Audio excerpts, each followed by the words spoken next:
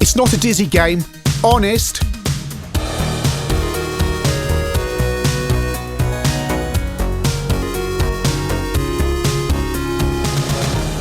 Dizzy, the venerated and celebrated star of so many 8 and 16-bit games. A new Dizzy game endorsed by the Oliver twins was out recently as well, been covered extensively elsewhere. I don't think it's within the remit of ChinnyVision to cover every new release for the 8 and 16-bits these days. But the Oliver twins, as we know from Ghostbusters 2 the other week, moved on to bigger and more exciting things, including developing games, well, such as the one we saw, Ghostbusters 2, which left Dizzy in the hands of Big Red Software. The Oliver twins would oversee the game still, but Big Red would actually program the games and do all the graphics and some of the design work and so on. And they started developing a game called Dizzy At The Movies, where Dizzy was wandering around film sets solving puzzles. Would have made a nice change from the usual Yolk Folk fare. The problem is, the Oliver twins saw this game when it was pretty much 80-90% complete and went, no, we don't want Dizzy wandering around that kind of environment. So what to do? Throw out a game that's nearly complete, or do some extensive reworking to completely redesign the game so it's completely different from a Dizzy game? And that's where Seymour comes in. Yes, Seymour, as you can see here on the Spectrum loading screen, is an ovoid shaped thing with large cheeks, large hands and some feet that looks nothing at all like Dizzy. Nothing at all. This is a completely different character. And the game was, well, the loading screen already says Seymour At The Movies, but it was actually released as Seymour Goes To Hollywood. So they couldn't be bothered. So I suspect that one stage that loading screen probably said Dizzy At The Movies. Playing this on my Plus 2. And it still says Seymour At The Movies on the menu screen here. And Seymour leaps around this introduction screen. I mean, I think even from here, it's pretty obvious this is running on the Dizzy engine. So we start the game. I don't have any music running. This is the 128K version, but I don't have any music running. But it doesn't matter. There should be music. So we've gone into Seymour's limo, and there's some objects in here. It's like there's a hand and some sunglasses. Now, I know the sunglasses are needed to get past the security guard. Hello, Mr. Seymour, can I have your autograph? I don't know how to recognise you without those glasses, because if you don't have the glasses, when you first meet him, he won't let you through. It's a Dizzy game running on the Dizzy engine with Seymour in a real-world setting. That is it, and you have to solve puzzles. It's nice and colourful, and the handling of objects is slightly different from Dizzy games, because objects appear on the top left-hand side as the same thing as they appear on the screen, really, and you get told what they are when you pick them up. Amstrad CPC version.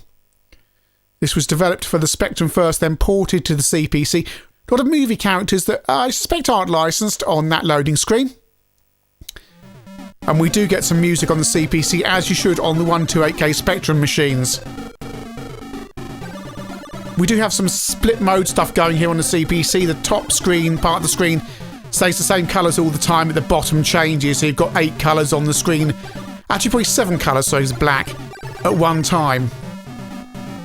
C64 version. This version was badly received. I think Big Red have admitted that they struggled programming this game for the 64. One magazine called it a poor parody of the superb Spectrum version. Although it does have a nice tune. You know the score, you meet characters, you solve problems. So there's Tars, and you don't understand what he's saying. But wait, didn't we see a dictionary early on? We wander through the backlot and find that dictionary. Very Spectrum-ish graphics on the 64. Very easy to get lost in the backlot as well. So just dropping some objects in key places so you can find your way around. The doors are all locked, you need to find keys to get into those studio blocks. And when you change screens on the C64, there's a big old gap as well. Over to the 16-bit version, specifically the Atari ST. This version is by Optimus, who are following Big Red Software's design.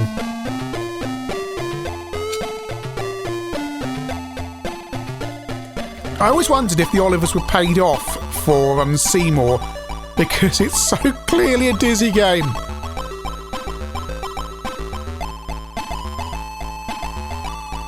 We've taken the dictionary to the receptionist and she's done the translation for us so we can speak to Tarzan. The aim of the game is basically what's happened is you are the star of a movie, but the director or the movie studio boss has gone on holiday and locked the script in the safe. So you need to blow open the safe to get the script. You also need to, and we're over to the Amiga version now, you also need to collect 16 Oscars and deliver them to movie stars. I rather happen to like the Amiga version. I already had this game on the Spectrum and I bought it on budget for the Amiga and really enjoyed it. Alistair Brimble doing the music on the Amiga version, it's a really nice tune.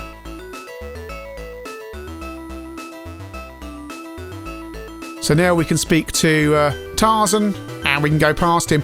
And look, it's a village that definitely isn't a Yolk Folk village with all the houses in the trees with tree huts and stuff.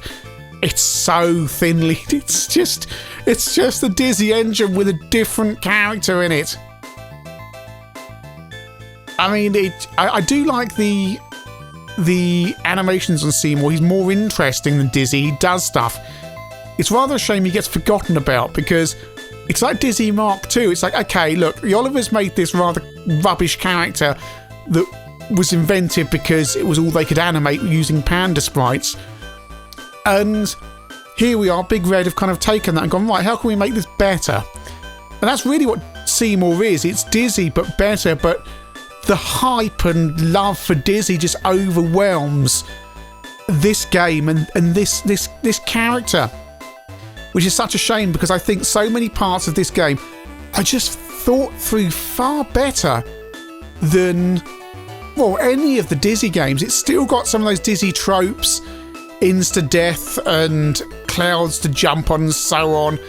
And look, it's so clearly a Dizzy game. And here we go in the lift. We fix the lift and up we go on the Spectrum version. Incidentally, you only need to fix one of the lifts on the Spectrum and 8-bit versions. On the 16-bit versions, you will come across a lift later in the game and you'll need the spanner for a second time. Keep away from the ceiling fans, they will kill you. That's a pom-pom up there. We will need that for the movie studio that contains the rip-off of Grease. Back onto the Amiga. And we've got the key to get into the studio. And here we are in Grease. And we've got the jacket. And we give that to the bloke on the bike there. Nice one, Seymour. Now for some freewheeling. Now usually, and he's dropped a bicycle pump that you also need. Now I know this. First of all, you usually come across these people and they give you a problem and then you solve it. You have 3 lives and you have energy as well. Sometimes you'll speak to people who actually take away some of your energy because you don't have the right object to get past them, which is really unfair. We're in the malt shop, we've dropped our key and there's another key there. Don't get the keys muddled up because each key only works once on a specific door. Like Cindy wants that pom-pom basically. Is that drink something to pick up? No. So we need that studio key. As I say, do not get the keys muddled up because they all look the same and you don't know which one opens which door. So as soon as you've collected a key, well, you can't go that way. As soon as you've collected a key, drop it somewhere where you know you're not going to pick it up again. Back on the Amstrad, with some rather unnecessarily ugly colours on some of these screens. No reason for this. Bright green and orange, nice. Flash boredom. He'll save every one of us. Watched that on Blu-ray the other night. New restoration's really good, highly recommend it.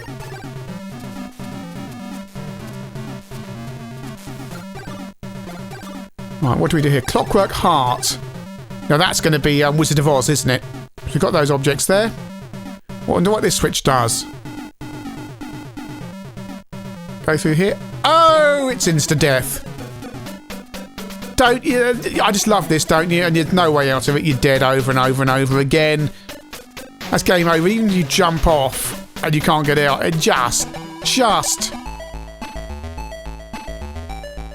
Right, I've dropped a key there because I've opened that door already, and here we are in the Wizard of Oz, and I have the Clockwork Heart from the Spectrum version, because I've played this quite a lot across several versions of the game.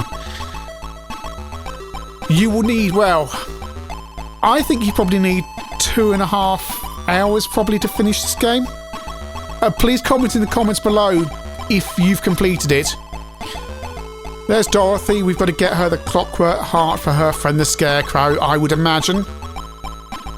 Oh look, it's a cloud you have to jump on. Don't you hate that in the Dizzy games? Clouds you have to jump on. I just really hate that. It's just so obviously... Why didn't Big Red solve that bit? Over the rainbow, but there's no rainbow! Oh, I hate jumping on clouds. Here's the Munchkin Valley on the Spectrum version. And by the way, Munchkins will kill you if you touch them. So that's great. Lovely and colourful on the Spectrum. Really nice graphics. Colour clash, not a problem at all, although it does exist. It just, everything's clearly defined. Which something, incidentally, the new Dizzy game, which I've had a brief look at, doesn't, yeah, that looks like a colour clash hell, frankly. But hey, if you're playing that on your Mister with an LCD display, it's probably not so much of a problem, I don't know. So we're up in the, not the Yolk Folk tree village, no, definitely not. And I'm luring a parrot with some seed that I got from the malt shop after I gave Cindy her pom-pom. This is the Amiga version again, by the way.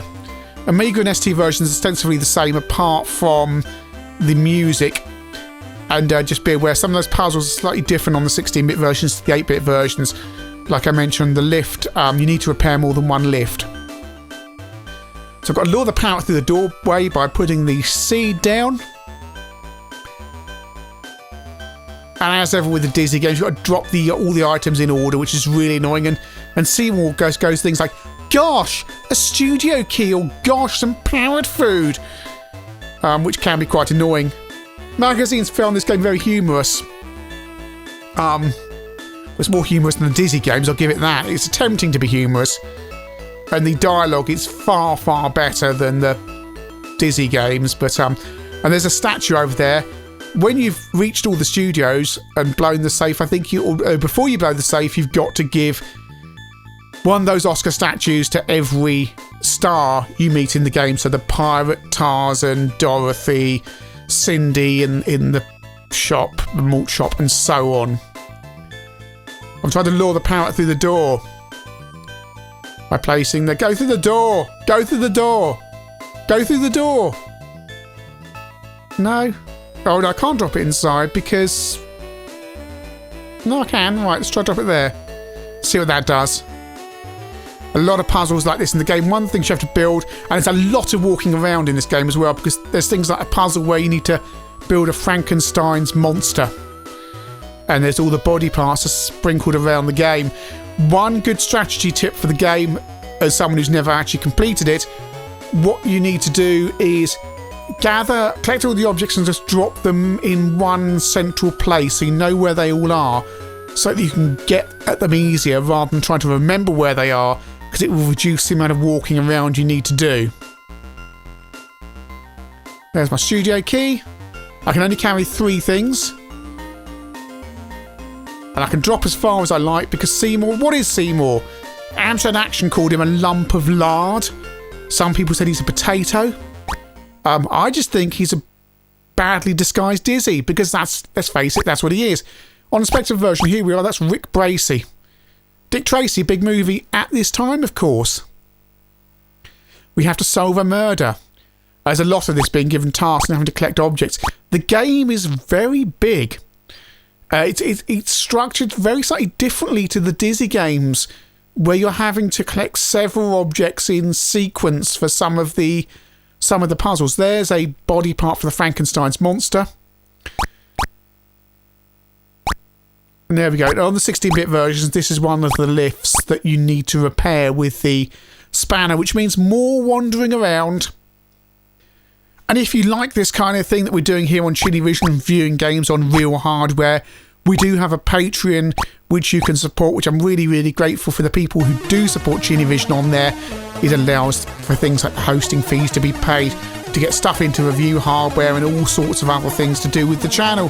So if you can support us on there, I'll be really grateful. Thank you. C64 version.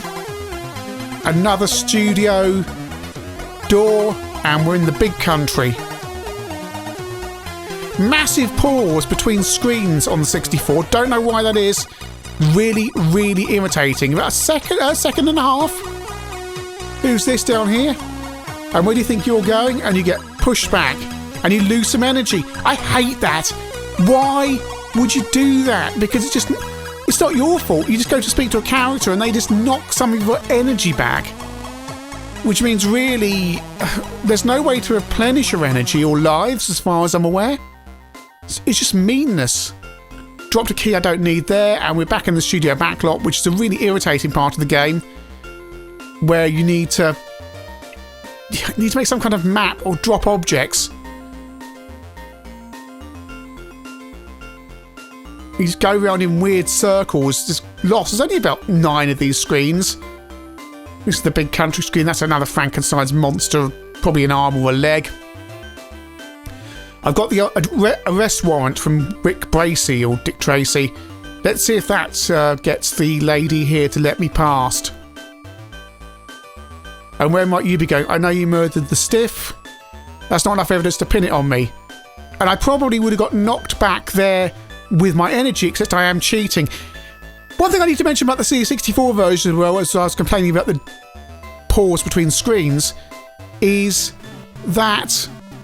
Oh yeah, the balloon and the bicycle pump do this to cross the river on the CPC, or all the versions actually. One thing about that C64 version is the joystick controls don't work in any of the versions I've tried. Keyboard only, the joystick just goes haywire. Only goes left, no idea why. So this is the river, and yeah, the only way to get past it, you must be carrying the bicycle pump and the deflated balloon. And then this happens. And that's a lot of toing and froing, because there's several objects you need across the other side of the river. How the bicycle pump and the balloon turn it into a hot air balloon, I do not know. Also, the CPC under music has a little bit of Ice Ice Baby on it. It goes doon doon doon doon doon doon. The balloon and bicycle pump on the Amiga version are dealt with far more elegantly. This is what happens, which makes far more sense.